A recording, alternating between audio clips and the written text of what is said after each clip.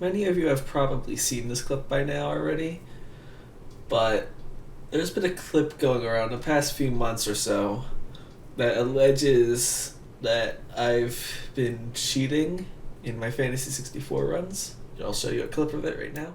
This is a very blatant splice on DNVIC's part. You can very clearly see that in this clip there is a clear splice, but if we go back, that's not an OBS recording, as we can see that the timer progresses normally. However, there is a very clear jump where Mario moves forward. Now, as much as I would want to say that this clip is entirely fabricated, I can't. Because it's both way too obvious and as well, it's all entirely true. But to understand the whole situation, you're gonna have to go back to the start of this whole thing. So, back in late 2020, I was really interested in Fantasy 64. Not because I wanted to run it exactly, but more because I wanted there to be a run. But I didn't want to run it myself. But, I could have went through the effort of learning it, but kind of decided, I should just pass it off as a real run. Hopefully to try to get somebody else to run it. So that's why the first run that I did was actually kind of spliced, or very spliced. But I realized right after, no one else is gonna run this game if I don't just do more runs, because I figured that somebody would just do a run right after to try to beat this easy run, but no, nobody did. And I also realized that splicing is a really obvious form of cheating, and I should probably stop splicing if possible. So what I did was I learned how to task. If you look back at my history, you'll see that one of my first videos in 2021 was a human theory task of me beating Starry Event 7.5 in a really quick time. That was just like a test of my human theory tasking abilities to see how optimized I could get it without it still is believable. So actually, the true story is I only really spliced one of my fantasy runs, and all of the others were actually not actually spliced. It doesn't mean they were legitimate at all, though.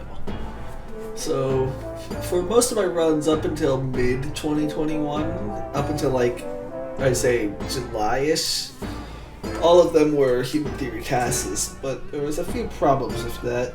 Well, the first problem is pretty obvious. Making a whole new task every time you want to shave off a few minutes of your time for it, so it looks more legitimate. Kind of a lot of work. And the second problem with that is that if you're going to be showcasing fantasy off to a live event, like I wanted to, because the whole point of this again was to get somebody else to run fantasy. It's actually kind of hard to showcase off a task at a live event because you're gonna have to commentate it, and it's very obvious when something isn't commentated live or if somebody's commentating it after the fact. And even then, if somebody had any suspicions, they could just do something like the old collect all the coins in this area, and obviously I won't be able to, so I had to resort to other methods when practicing and doing the actual first SSRM run, or the first SRM run.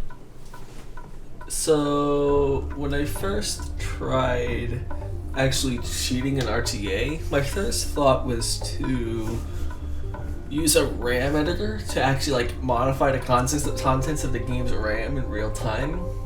But I realized pretty quickly, even though there was some successful results like what you see here, I realized pretty quickly that it was very obvious that because both sides was just typing during it, which made it incredibly obvious that I was doing something else, as well as the fact that it was incredibly slow, I realized it wasn't a real practical exploit in a way.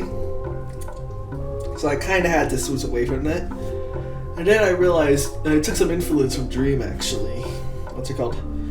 I modified the ROM of the game to give me good RNG no matter what. So as you can see here, this isn't exactly all from the SRM run, but it's a lot of it, some of it. Like you can see here, that's like really good RNG, you know? And it was really cool creating something where I knew that I was not going to be screwed over by the game at all. But also, it was actually kind of hard to react, honestly. And because of that, I kind of discontinued that eventually. But it did get me past the SRM run with actually a good PB, which was surprising. Because, again, even though RNG was perfectly on my side, I could still play badly because reminder, before this, I had never actually played the game before. Besides, like, I mean, I had practice from doing the tasks and stuff, but like I never actually played the game. So I thought after the SRM run that at least somebody would get the idea, like, oh, this is an SRM. This run isn't actually that good. I mean, like, I died many times in the run, both on purpose and on accident. I thought somebody would think, finally, I can beat this guy's time. You know, I love Fantasy 64. I want to beat this guy's time. But actually, that wasn't really the case. I don't know why. I don't understand how human psychology works, and I figured that people just beat people's times because they realize it's easy to beat. But nobody decided to go after my time. And that was kind of a problem for me because I thought that was the end of my cheating days and I was over with and everything was behind me. And I was hoping that nobody would ever find out. But I still had to cheat because, again, like, I could play the game honestly, but at this point I was too far in, you know. I had to get somebody else to play the game. And I realized bad runs aren't what get people... Bad runs aren't what gets people running your game. Good runs are. And impressive runs. So what I did is I submitted a different run to the next SRM. But this run wasn't the 2-hour-long 100-star, which was okay, I guess. But it was actually the 6-hour-long 182-star. Now this is impressive because if you think about it, I think this might have been the first 182 run of any game, which is 182 stars is the maximum amount of stars you can get in a ROM hack that isn't like modified at all, or like where the save data system isn't modified. So this is the first run in any SRM marathon, as far as I can tell, by one person that got every star. So I figured it would get a decent enough audience, and I figured somebody would try to beat the time. But I'm practicing for this run. I realized those strategies I used earlier, they weren't really enough. Because this run was actually kind of difficult, you know. It was much more difficult than 100 start to try to fake. So what I did, it's maybe surprising to some of you, I bought a crap ton of laser pointers and I pointed them at my computer, trying to hope for a cosmic ray blip to flip my computer, one of my computer's bits from 1 to 0. What I was hoping is that would give me like a bunch of stars mid-run or something, and I could just immediately, you know, beat the game. However, what happens whenever you send cosmic rays flying, they aren't only gonna hit the game's code, they're gonna hit everything in your computer. And that was kind of a problem because, during the run, my live sleep crashed at first, and I was actually pleasantly surprised by that. But eventually I kind of realized why it was happening. But I didn't really I tried not to clue it on to the audience because there's quite a few people watching. What the hell happened to my live split? I'm using live slip to like see how good I'm doing and to make sure I'm not forgetting anything. And it just froze. And I'm worried I did something wrong. And then, while I was in the hardest stage of the game, not just the game, but like my whole computer crashed. And I had a feeling it was because of the laser pointers. So I got back. I realized I couldn't cheat anymore. So I just stopped playing the actual level under the guise of an excuse of not having enough time to finish the run. And I eventually went and just beat the game. But surprisingly, that crap show of a run actually got people to start running the game. So, what's it called? After that run, Agiroff, who had run some other long categories, decided to start running the game. And Sev started running the game soon after. And now that my goal was accomplished, I thought I was just gonna stop playing Fantasy 64 forever. But there was part of me that was like, you know what? You could actually play this game legitimately.